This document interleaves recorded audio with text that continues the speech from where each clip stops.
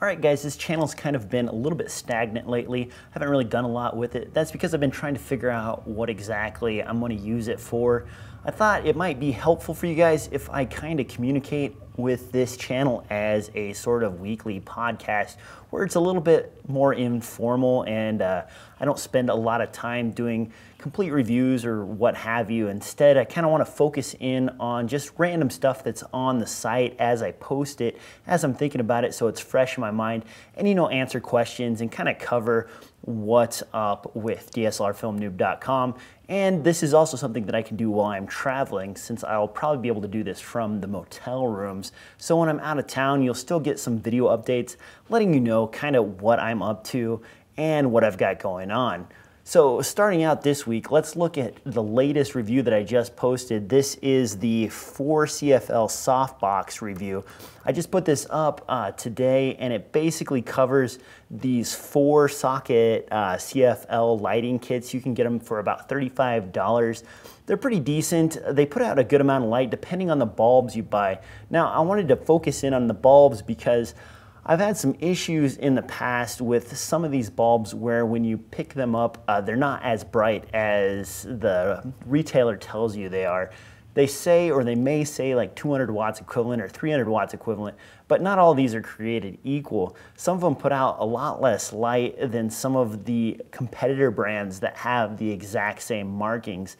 Now, I don't know if there's any kind of standard for this, or if anybody has any information on exactly what this means or where they're coming from with these ratings, but it seems to me that some of them are inaccurate. I especially want to point out the Cowboy Studio guys because I have a couple of their lights that I got off of Amazon, and they are not nearly as bright as the Alzo, I don't know how you pronounce that, but it's another brand of light that's distributed on Amazon.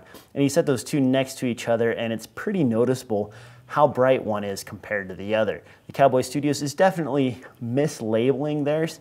I haven't had a chance to put a watt meter on there and actually measure how much power it's using, but I'm guessing it uses less than the 85 watts that it says it's drawing from the lamp socket itself.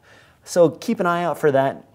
Also note that those 4 socket heads that I was just talking about a little bit ago are pretty heavy. So if you're putting those on a light stand, make sure that you're not using something that's chintzy. Otherwise, that top heaviness will be a danger in the studio. Someone touches the cable that's connected to the light or hits the light stand, and I could see it toppling over and damaging those fiberglass rods that kind of build that tent thing around the unit. Otherwise, they're pretty decent value overall. If you're in the market for a light that works pretty well and has a easily controlled 4-switch system, this is probably something to take a look at, especially if you're on a budget. There are some nicer ones out there. If you are planning to travel, I would recommend taking a look at Linco, L-I-N-C-O.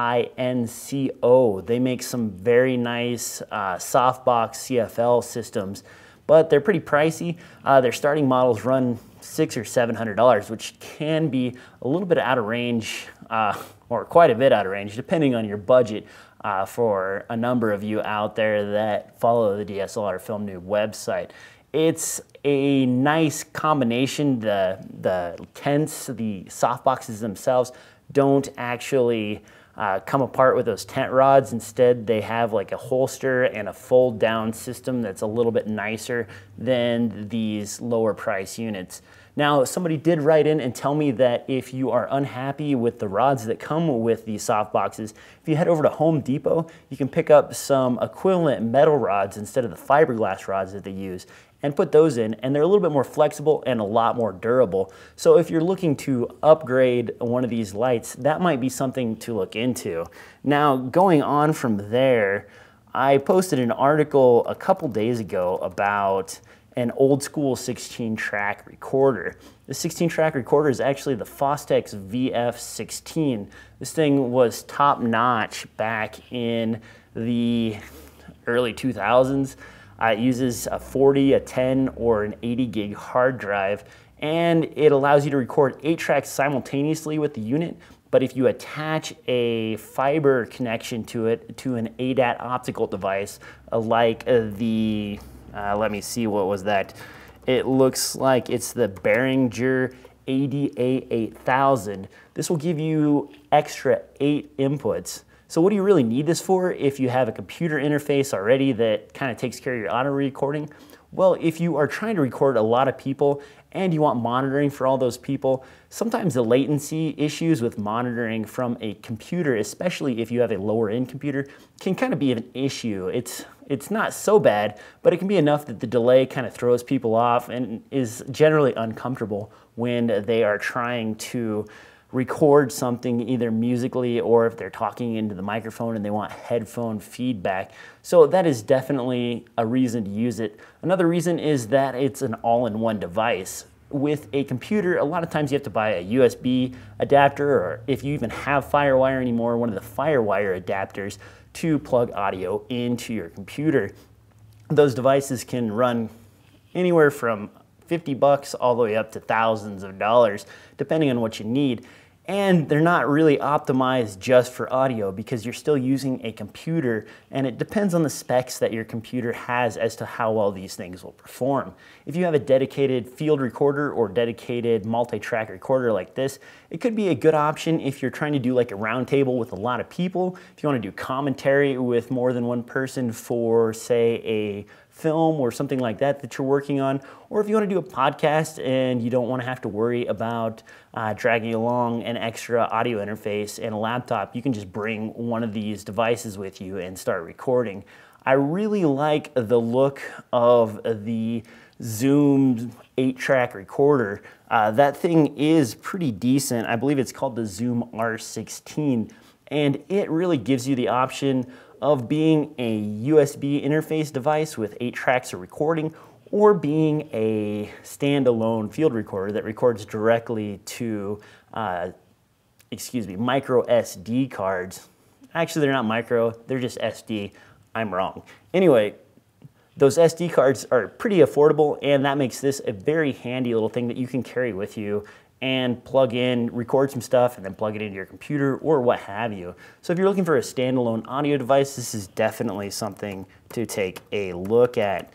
Now, as an update on the Kickstarter program that I sponsored, it's called the CameraMator. It's a wireless transmitter that uses the USB port on your DSLR. Works similar to the DSLR controller.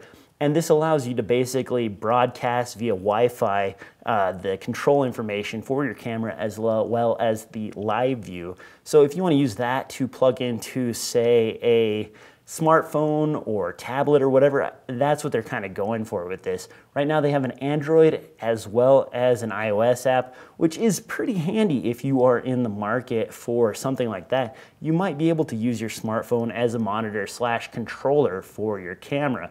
Now, this is still a Kickstarter program, and with a lot of those Kickstarter programs, it could be a flop or it could be something completely awesome. I already donated my $200 to the program. Actually, I think it was $299 to be more precise, but it may not work nearly as good as advertised. And I've kind of heard that from several people who've invested in something like that Pebble watch thing that they had and some other stuff that showed up on Kickstarter. You're kind of making a gamble with your money if you're getting something on Kickstarter. You'll never really know exactly what the quality is until it shows up.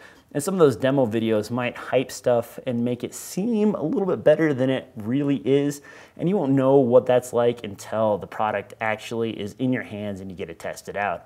Once I get that, I will definitely post a full review, but right now it's not looking like it's going to be delivered until the end of November or early December.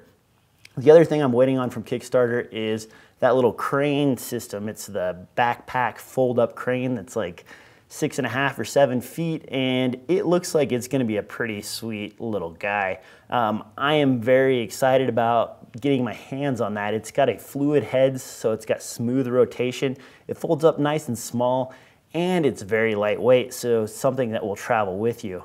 Especially if you are trying to travel, having lightweight gear really makes things a lot better when you are packing and getting ready to go somewhere. I would definitely consider scaling down my gear as much as I can with all my equipment, and I'm always kind of looking for ways to sort of reduce my footprint so I don't have to carry as much crap.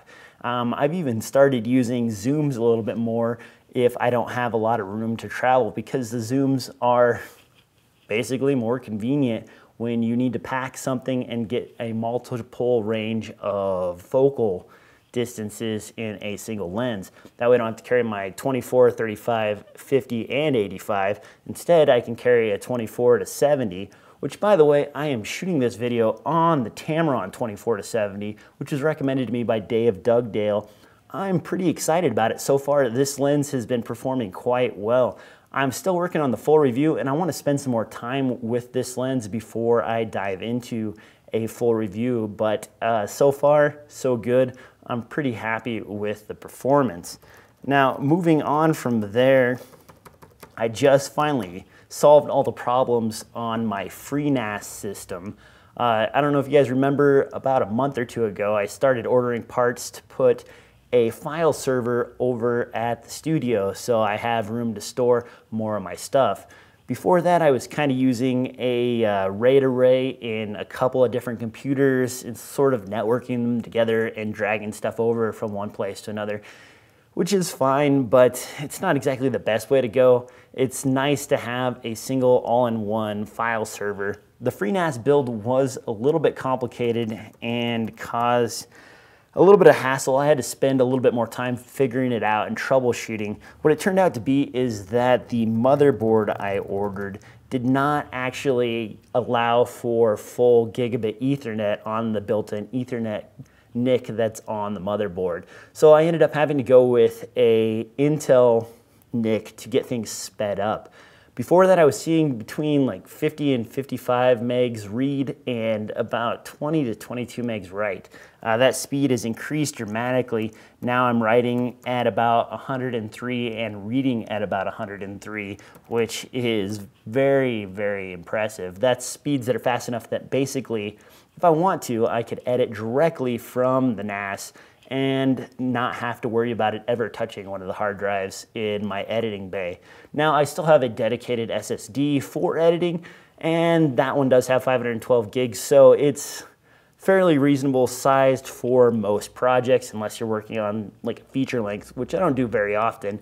And so I don't think I'll be editing from the NAS extremely, but it's nice to know that I could if I'm in a pinch or if I have a huge project that I'm working on. Right now I'm using the RAID Z format, which is kind of like regular RAID, but it's a software RAID that allows striping across the 4 3 terabyte drives that I've got installed in there. So really I only have access to about 5.8 or so terabytes of the 12 terabytes that are actually in there.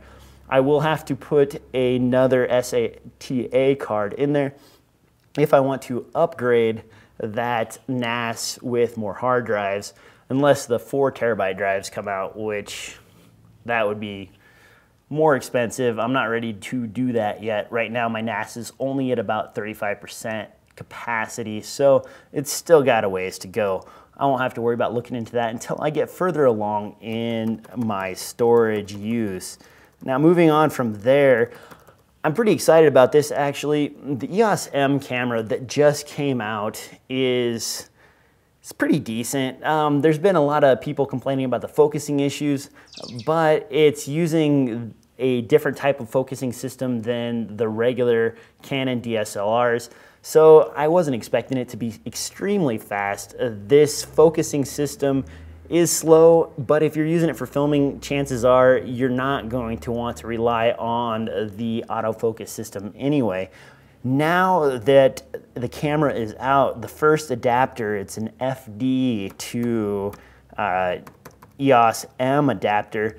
It doesn't require any glass. If you recall, the FD Canon series lenses usually require an optical adapter that has a piece of glass in it. This ends up reducing the amount of light that gets into the camera, and you kind of have to do some calculations to figure out what the new focal length is and what your minimum f-stop is actually because of the subtraction of light through the device. Well, now with this mechanical adapter with no glass, you'll be able to use FD lenses, which are very affordable. You can pick up the 51.4 and the 35 f2 for around $40 a piece, which is very reasonable. And you can attach those to the Eos-m camera body and basically take advantage of a whole range of cheap lenses that the people who've had GH2s have been able to take advantage of for a while. So if you are looking for a cheap but nice manual focus prime set and you want a affordable body, you might want to take a closer look at the Eos-m, because with that adapter, it becomes kind of a sweet deal. Now, the adapter itself is about 50 bucks. There'll be links in the show notes to everything I've been talking about, and you can swing over to DSLRfilmnoob.com to find out more about these adapters. There's write-ups there. But $50 for an adapter that basically saves you several $100s on each lens you buy, that's a pretty good deal, I think. Moving on to the Sony STL-A99V Alpha A99. This thing looks like a pretty sweet camera. If someone asked me, hey, would you like to have full-time autofocus while recording video, 60 frames per second at 1080p, and full clean HDMI output, I would say hell yeah. On top of that, they add an XLR adapter that you can buy for a little bit more that gives you clean XLR inputs directly in your camera, making this pretty sweet for people who need audio interfaces with their DSLR, which most of us do, or we have to use a field recorder. This device, the Sony A99, looks like a pretty sweet camera, except for the fact that you don't have a lot of lenses to choose from. The A99 is going to be pretty popular, I think, because it's a lot less expensive than the 5D Mark III, and it's still a little bit less expensive than the Nikon D800. This camera kind of falls into a sweet spot. There has been mentions that it's kind of a gremlin of a camera, and frankly, it's kind of ugly. The shape, Sony likes to make their cameras kind of stout and fat. The problem is that Sony themselves don't offer a lot of great lenses for the A99, which is unfortunate for such an awesome camera body. Now, Sony uses a new technology that's like a transparent film that allows you to use the optical viewfinder as well as take pictures simultaneously. You can also use the optical viewfinder while you are filming. The problem with that little transparent lens system is that it reduces the amount of light that the sensor gets. So from the reports I've been reading so far, it doesn't sound like the A99 has as good a performance with low light situations as the 5D Mark III or the Nikon D800. But if you were looking for a more affordable version of those cameras, it's full frame and has some pretty awesome specs, the A99 is definitely one to consider. Now, I will note that most of the third-party lenses, the primes like Sigma's 50 and their soon-to-be released 34 f1.4 and their 85 do have Sony alpha mounts that will adapt to this camera. So if you're looking to get a prime set, that could be a way to go. Also note that the Tamron 24-70 that I'm using right now will work with this camera body. So if you need that focal range, the 24-70 is about $1,000 less expensive than Sony's $2,000 offering of 24-70. And I don't believe that one has IS. I could be wrong. I haven't read up on it a ton because I'm not a Sony camera owner, but that could be something to consider. Also up on the horizon, I'm looking at this iRig Pre, which is basically an XLR to 1/8 inch adapter, but the 1/8 inch that they use on there actually has 3 rings on it and a ground instead of just 2 rings and a ground, which means that it's kind of specialized for your iPhone or iOS device. But I've got one on order. I'm gonna see if there's some way to DIY it so that you can use the phantom power from that device and the cabled output to run a microphone directly into your DSLR. If you can, this device would be pretty handy because it's got volume control as well as phantom power in a little 9-volt package. and it only runs about $35 to $40. So look forward to that next week or the week after, depending on when I get a chance to tear that down and start doing some inspection of what the cable layout is like and what they're actually doing with that extra ring. If I'm correct, I think they're using that as a return audio from the ISO device or iOS device so that you can use the headphone monitoring in there.